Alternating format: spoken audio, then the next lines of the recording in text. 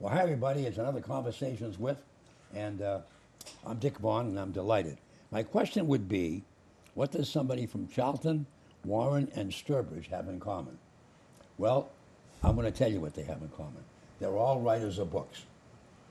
Now, how many times have people talked about writing a book?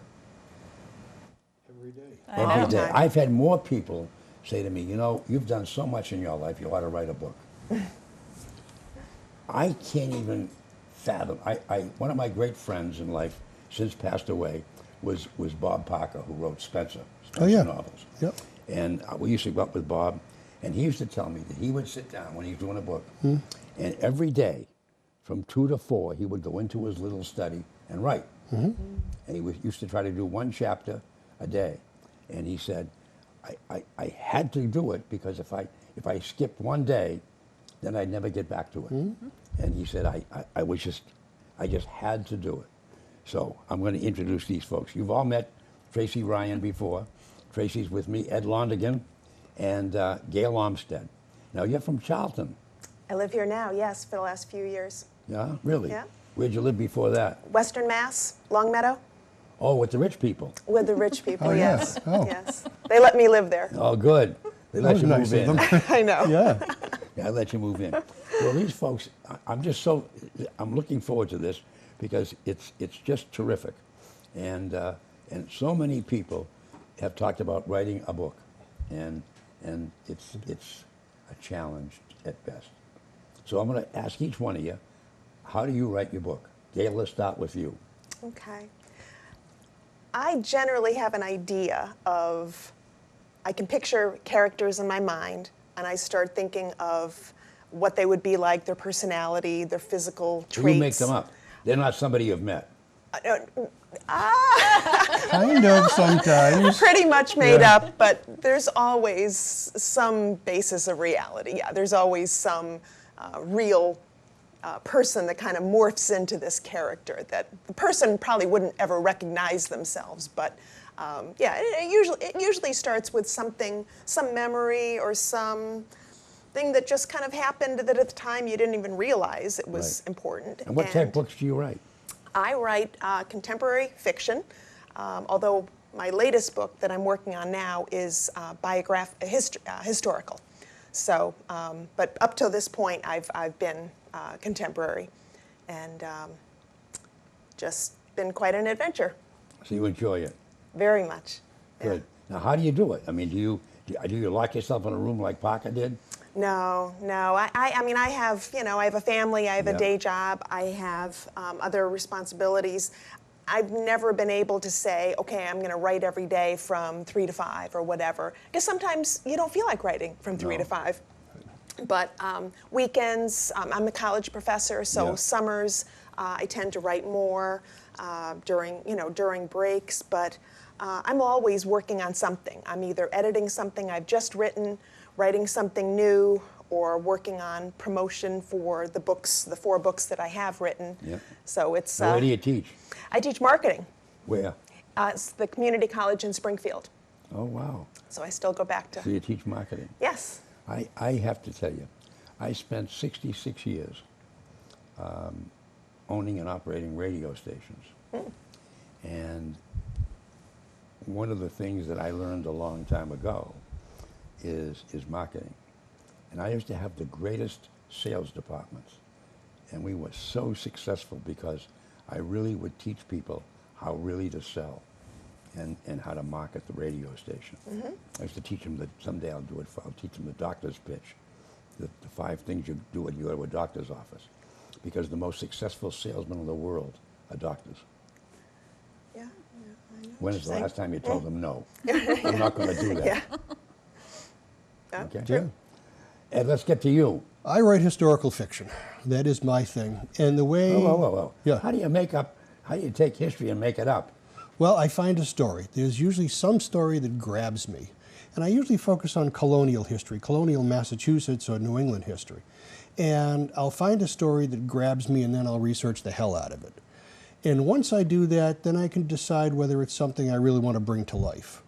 Then if I make that decision, then I go in and do a lot of research on each of the characters, the actual historical characters, and kind of draw out a timeline. I don't outline. I never outline. I kind of let it happen. I have a story idea, storyline, and then I put it all together. But yeah, I don't write at any particular time. I'm a freelance writer. That's what I do for a living. Yeah. So at times I get sick of writing. Yeah, I imagine. Especially when I'm doing it all day long, and then it's like, well, am I going to sit down and write my story? No.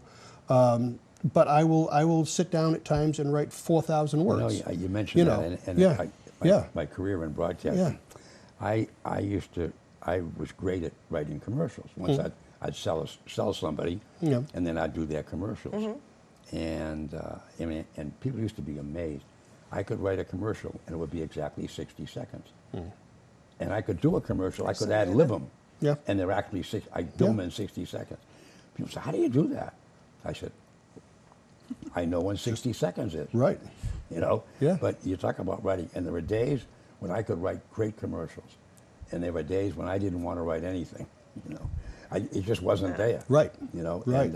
And I used to do a lot of promotions, huge promotions, but I used to find that most of my promotions I would take from somebody else. For instance, one of my greatest promotions I ever did, I was Press Smith, I had a station in Killington, Vermont, and Press Smith was the owner of the Killington ski area, and he and I were great pals. Our transmitter was on top of Killington, so we had a signal that didn't end. I mean, it went for miles. Yeah. Killington's 4,800 feet above sea level, so that that signal would go. It was an FM station. It was 50,000 watts, and you could hear it in Boston. But anyway, I digress. Press had a summer place down at Newport. Yeah. And we were down there for the Newport Jazz Festival. He invited us down for the weekend, and he had a big sailboat. We're out in this sailboat. We're in there floating around, and he had the radio on. And there's a little local radio station in Newport, and they had a promotion that week, and it was called Dinner for Two, Anywhere in Newport. And you could Okay. enter this contest during the weekend of the Jazz Festival. And I'm sitting there, and I said, wow, what a great idea. I can't wait to get back home. And I went back to Killington, Vermont, and my promotion was Dinner for Two, anywhere in the world that you wanted to go. And we ran that promotion. I sold it to 80 stores, and the people would go into the store and sign up. And then we'd pick up the names and we'd call them on the radio. Yeah. And we were 97.1. So you had 9 minutes and 70 seconds, or 71 seconds, to call us and tell us where you wanted to go. Okay. You know, now, out of that promotion, halfway through the promotion, I'm driving. Brian Collymore was on from 3 to 6. I left the station about 5:30, and I'm driving home. And he reads a name, and the person calls. And it's this lovely woman who's in her 60s. And Brian says to her, I mean, most people would say, I want to go to Tahiti. I wanted to go, Right. you know. And he says, where do you want to go? And she said, I want to go to Milwaukee, Wisconsin. And Brian was kind of stunned. And he says, you can go anywhere in the world. Why do you want to go?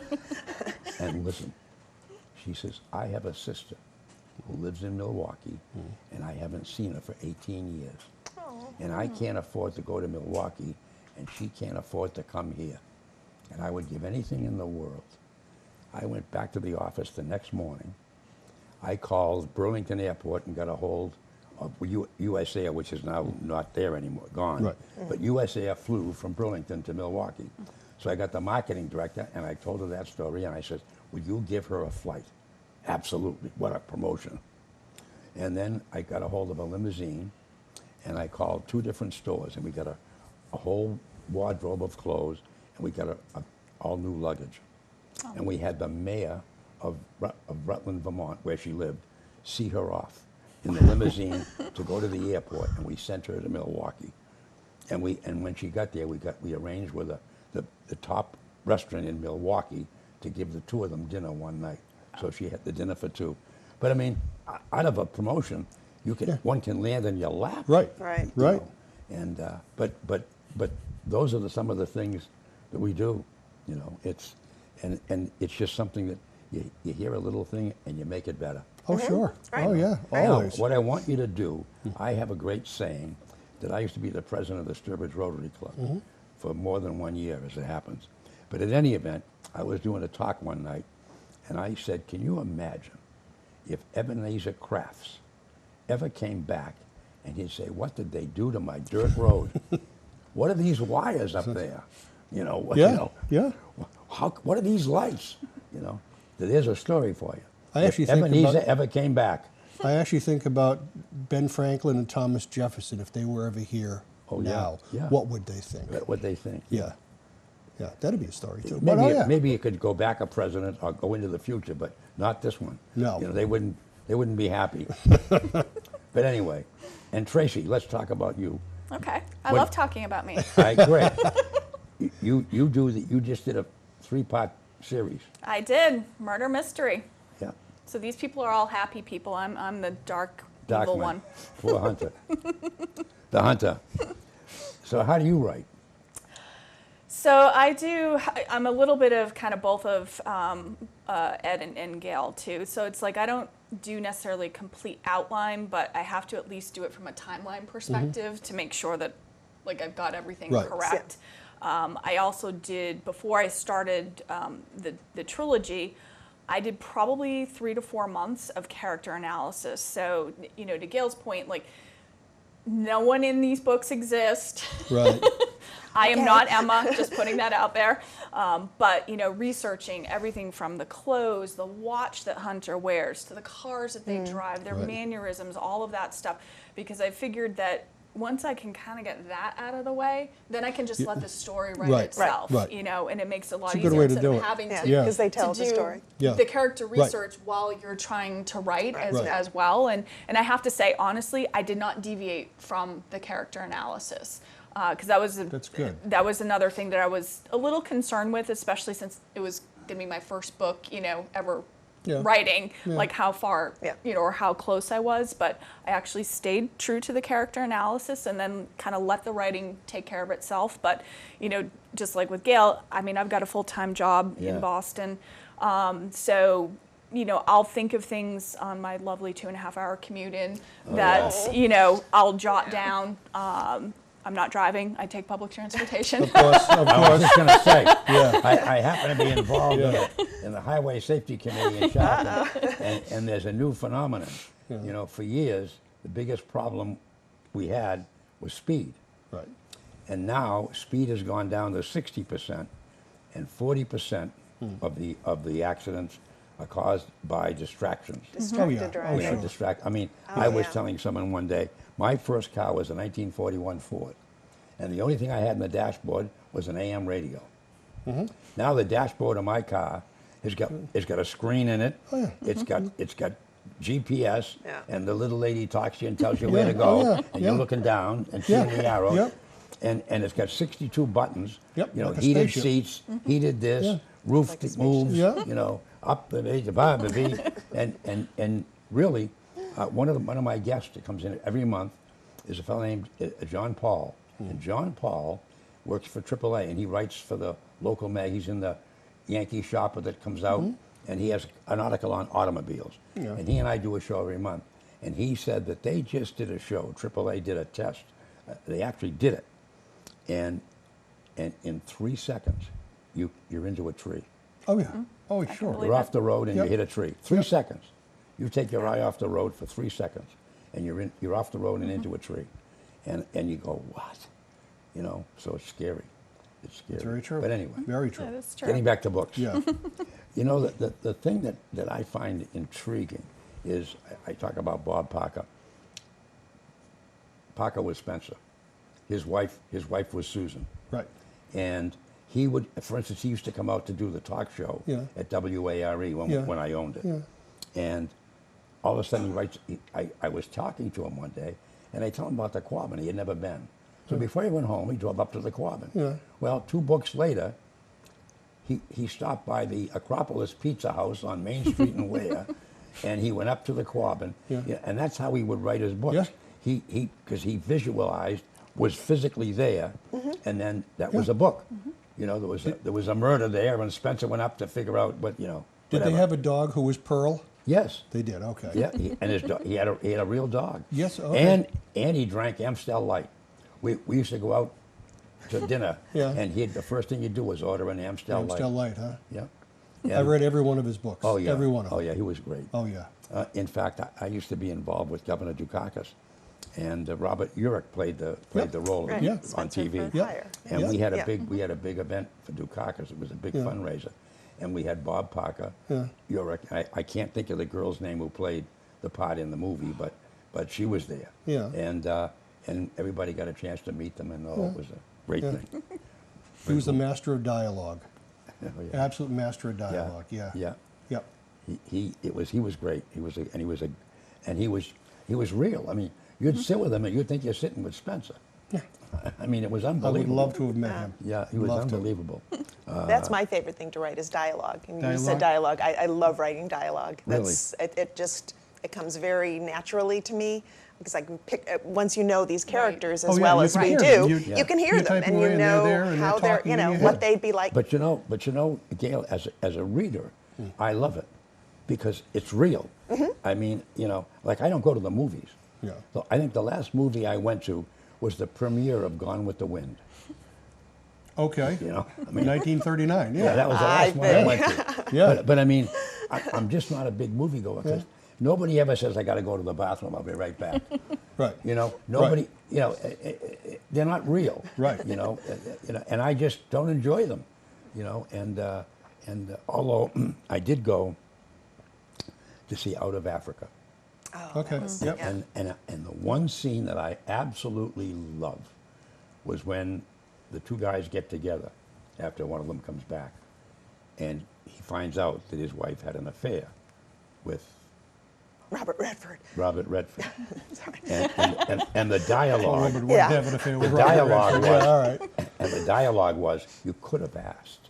Ah, And You he could have said, asked. He said, I did, and she said yes. That's very good. And it was So the best Robert part of the whole Redford. movie. Yeah. It's the way it happened. Right. This clown thinks he's supposed to ask him. Yeah. Right. Yeah. And he says, "Oh, well, I did." I did, And yeah. she said yes. Yeah. But anyway. You can hear the characters talking Yes, to you you, can't can. you? Yeah. Yes, you can. yeah. Absolutely. Because again, to Gail's point, because you know them so deeply that it's funny because I'll hear the voices in my head. No, I'm not crazy, but Oh, I we do all- that. we We all all do, do. yeah. but I'm We hearing all them do. as I'm like typing, and I'm just like, okay, I'm losing it. Like, Yeah. I mean, you kind of start second guessing yourself, but you can absolutely hear kind of in the way that the characters develop. Like Ryan, who's the security guru in my books, like he's very different than the two main characters of Emma and Hunter. And I've had friends too as well tell me like, yeah, like they're so different, but Yeah. you've nailed them because Right. it's like the dialogue is helping build that Right. character and that personality. Right. Oh yeah, I think I love it. I mean, now, some books are just you read them, and okay, But it has to be real. It has to be able to Yeah. reach out and grab the Yeah. reader. Right. I have characters as I'm writing. Well, for instance, I'm working on one now, and there was a character, the main character's girlfriend's mother, who had kind of a June Cleaver thing going on. She turned into a flaming bitch, and just out of nowhere, By I'm the way, just do you know typing, there's a bill and she just. pending in Massachusetts. There's a bill pending. Oh, I heard Yes, that. I saw that I could go to yesterday. jail if I say that To word, right? eliminate Yeah, that word, yeah. yeah. Sorry about that. That's You okay. can, you can cut that. No, that's fine.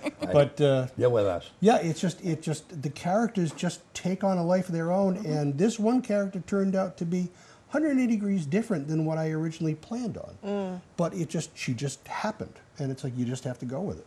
Yeah, Oh yeah, I just think I personally yeah. get more enjoyment out of Well- it. Like I have a book that I've read 2 or 3 times, and it was done by David Moranis, and it was called When Pride Still Mattered. And the reason I enjoy it so much is the story of Vince Lombardi. Okay. But the reason I enjoy it so much, I had the opportunity in my life to meet him. He and Bart Starr owned a Ford dealership in Green Bay. And a friend of mine who owned Valley Motors in Ware, back when it was there, no longer there, but was Chet Gronostolsky and was on the Ford Advertising Council in Massachusetts. And they were bringing out, you're all too young, they brought out the Granada in 1975. I remember it. I'm not that young. Yeah, was the Ford Granada and the Mercury the Mercury one was the Monarch. Right. And they brought those two cars. But anyway, they were in Boston to announce the 1975 Yeah. Ford Granada. And they were there. And so there was a line of people. Everybody's talking about Mr. Lombardi. And I waited till the end, and I walked up and I said, "Hi, Coach, how are you?" And he said, "You're a football guy." And he and I sat down. We had a beer together. And he told me just 10 minutes with him. And he told some wonderful stories. So when the book came out, I couldn't wait to get it. Yeah. And I've read it. I read it 2 or 3 times. I read it once every couple of years. Yeah. Because it's such a great book. Oh, yeah. And there's a lot of dialogue in there. Lombardi said this. Lombardi said that. And if you understand it, he was a great teacher. You know, most coaches are. You know, they're great teachers. And so it was a great book. Yeah. But so I think those. What else is important in a book? An editor, getting a good editor, Yes. because they'll tell you what's not good. Yes. If they're a Yes. good editor. Yeah. I mean, the way that I do it, I write the drafts. I probably go through 3 drafts. Then I have 6 or 8 people who read the manuscript, and I take their comments and agree with some, disagree with others. Then when I go through that draft, I'll probably run through it one more time. Then I send it to my editor and see how it is. But at that point, I hope it's pretty good. But she'll come back and say, "You know what? Just cut this and tie a chunk out." And taking the comments from readers and the editors can make you bleed, because sometimes they hurt because you think they're so yes. good. And it can be It tough. is. Yeah, Yeah, you know? you definitely have to have a thick skin. What do you mean you don't Fair. love me? Yeah. Yeah. Although it's tough though, because what I found though is, and at work we joke, everyone's a marketer, Yeah. and they're not. Right. Yeah. It's still subjective to people. So again, unless you've got, your high school grammar teacher, Right, that's in right. there and editing, for that type of stuff. But I've gotten, and Gail, I think you and I had talked about this too in the past, where it's, you're getting conflicting comments from people, and again, it's sometimes too subjective. So you got to learn to kind of, That's when like you you ignore said, both yeah, of them. it's okay. I look for overall themes. Right. If I hear Right. from several people that it's kind of drags, or this part of the story doesn't seem to make sense, or this just kind of came out of nowhere, Right. then I look back and think, okay, yeah, I knew that was coming Right. because I had kind of planned it. But it's true. You need to alert the reader that there's something, coming, that it's that this is likely to happen or whatever. It can't always be just out of nowhere. Right. These things just Right. Right. occur. Right. But it's interesting getting feedback from people, even on the roughest storylines. Just how much I love this part. I hated this part. This Right. character is so great. This character is just but, And you thought they were I thought the they were- opposite. They were thought yeah, wonderful, and right. the one that they liked, you Right. didn't like. Yes. Yeah, Yes. but by the same token, that's one person's opinion. It is. Right. That's Oh, yeah. true. But if you Yeah. have I 5 mean, or 6 and- people express Yeah. the same opinion, yeah, and you can't really use friends. Do you ever You have, can't ever use have friends. editors? I'm just curious. Do you ever have editors send it back and say, "Forget it. It's not. Don't even bother." No, No. no. I had Okay. I had an editor literally put in Z's for sleeping through this whole scene that I thought was riveting and critical to the overall story. And she basically said, "I slept through this whole scene, so, consider just pulling the whole thing." And I looked at it again and I said, "Yeah, I can kind of see." And so I cut it. I didn't cut it completely, but I cut it down. I trimmed it down a little bit. Because it is just one person's opinion. Yeah. But I mean, even an if you- editor. Right. Oh yeah. Right. Oh yeah, that's true. And my editor says, you can disregard whatever I tell you, Oh, but that's sure. my It's opinion your name, based yeah. on what you've given me. Right. I'm a big fan of Stephen King, and he love had a Stephen book King. on writing. on writing. And he had his 20 rules for writers. But one of them is when you finish it, walk away. Just leave it, put it in a drawer, walk away for a month, and come back and read it. And when you do, it's like you're reading something somebody else wrote. And that's a really neat trick. It really is. That's interesting. You say that. On occasion, I'm asked to do a speech, and and when I do them, and I've Yeah. had 5 or 6 big ones, and when I do it, I write it, and then I put it away, and this is like 4 weeks out. Yep. Oh, well, I that's- write yeah. it and I put it away. and I wait 3 or 4 days and I pick it up, and I not only read it, I'm delivering it at the same time I'm reading it. Yep. And then I'll say, oh, gee, that's stuck. What was I thinking? Yeah. Oh, that doesn't Why the mean hell did I anything. put that in? And then I'll Right, change it a little bit, and then I'll put that away. And then by the time I get to do it, I've cut it down, because what I learned, I did an interesting study at Harvard. Had some friends at Harvard Business School do it for me when I had the radio stations. When you're going to do a speech, for every minute you go after 6 minutes, you lose 20% of your audience Oh, I believe that. after Yep. 6 minutes. Yep. So if you do a 10-minute speech, when you get to the 11th minute, no one's listening. Right.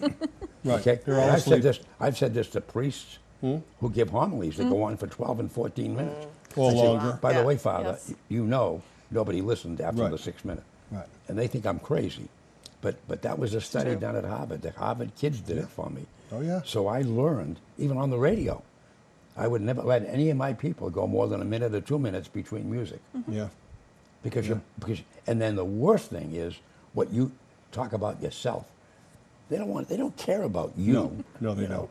And No. so the interesting thing is, I'm glad you put it down and bring it Yeah. back, because that's exactly what I do with it whenever I'm Yeah. giving a speech. And there are times, from the first draft to the one I actually do, it's like 60% different. Oh, yeah. Oh, Oh, yeah. definitely. Yeah. Yeah. I mean, know? one of the other things that King says that is difficult for a writer, it's kill your darlings. If you have a character or a scene or whatever that you really, really love, you think it's perfect and it fits, but it really doesn't, you have to kill that character. You just have to get rid of them. And if you kill your darlings, it can break your heart. But it's the best thing for the story. So You know, I have that's a tough. my great doctor at Mass General. His name is Alan Gorel.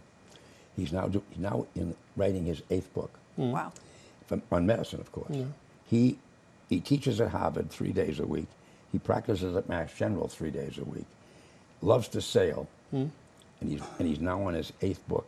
I mean, it's unbelievable. But he is so convinced that in fact he's a consultant to the Mayo Clinic in Rochester. He's testified before Congress on the high cost of medicine, and he's so convinced that doctors don't take care of their patients. I mean, when I first got married to Jen, he would call me to make sure I was okay. How you doing? Is everything okay? And she'd say, who was that? I said, oh, that was Alan Gorel. Your doctor calls you? Yeah. But that's how he is. Yeah. You know, Yeah. and he's one of those guys that just loves Yeah. medicine. And so it's interesting. But I always say, Alan, how do you have time to write your book? I know. He says, I make Busy the, people get things done. Yeah. I They mean, make it. you They know, just do. it's he they, says- they he just says- get. He said to Yeah. me, Dick, I make the time to do it. Yep. Yeah. Yep. You know. Yeah. And I'm sure each one of you have made the time to write your books. I'm writing a book for a college president right now, and he said, I don't have the time, and that's what I'm buying from you, is time. Yeah. So we sat down and went over everything, and I just got it back from the editor this morning, so working on that. So yeah, it's tough to balance your writing with all the other stuff, especially when you're writing a couple books at once. Yeah. Yeah. So anybody, and now you're doing that. Are you writing anything? I am. I'm working on historical for the first time, which is really interesting because I'm trying to do a lot of research, because even though it's fiction, I still want it to be See, that's authentic. what I You have find to, you have interesting. to, yeah. The amount of research that you Oh, got. so Even, much. you know, they're just a bunch of people. Yeah, there's a bunch of people. No, but to you, but you spent hours researching them, developing their characters. You know, it's interesting to hear you say that, because I just figure you wrote a book. Okay, she writes a Right. book. Right. You know, she makes up a guy Hunter and a girl Emma, and they're, you know. Well, People read fiction to escape, right. but they still want a story that resonates with them. They still want do. authentic characters and They real do. dialogue. And if you're going to be specific about a location or Yes. some Get it right. happening event, you know, some Yeah. event, you have to get it right. Get it right. Right. It's Yeah. just it's And that's otherwise some of the it's reviews I've gotten too on these is that they appreciated the authenticity Right. of the Yes. locations, and you know, even though the characters aren't real, but just they felt real to them. In fact, I had one of the reviews on Amazon had said that I felt like these characters were my friends. Yes. Wow. Because Yes. I got You to want know that. them That's high so well. praise, yeah. And I'm like, you know what? Yeah. Then I did my job. right. Yeah. All right. Yeah. Yep. I had somebody. Oh, sorry. No, go ahead. Just going to say, with Jeep Tour was my first book based in Sedona, and I had a reader say that she had been to Sedona, and she said, I can feel like the red dust. And I thought, wow, I wasn't going for that, but how cool. That's I was wonderful. focusing Yeah. on the characters, but Yeah. Sedona was really a character. My thing is to put ultimately. my readers in the story. I want them to see it, smell it, feel it, touch it, Right. hear it. Yes. I want them there. We're out of time, but Okay. I want you to come back. Okay. This is too great. We This can was do that? Absolutely, Absolutely. great. Thank you. Sure. Okay, will you come back? And do Of it? course. Absolutely. Yes, thank you for Yes. having us. There you are, folks. This is magnificent. That's it. Thanks for watching. Conversations with, and we'll see you soon.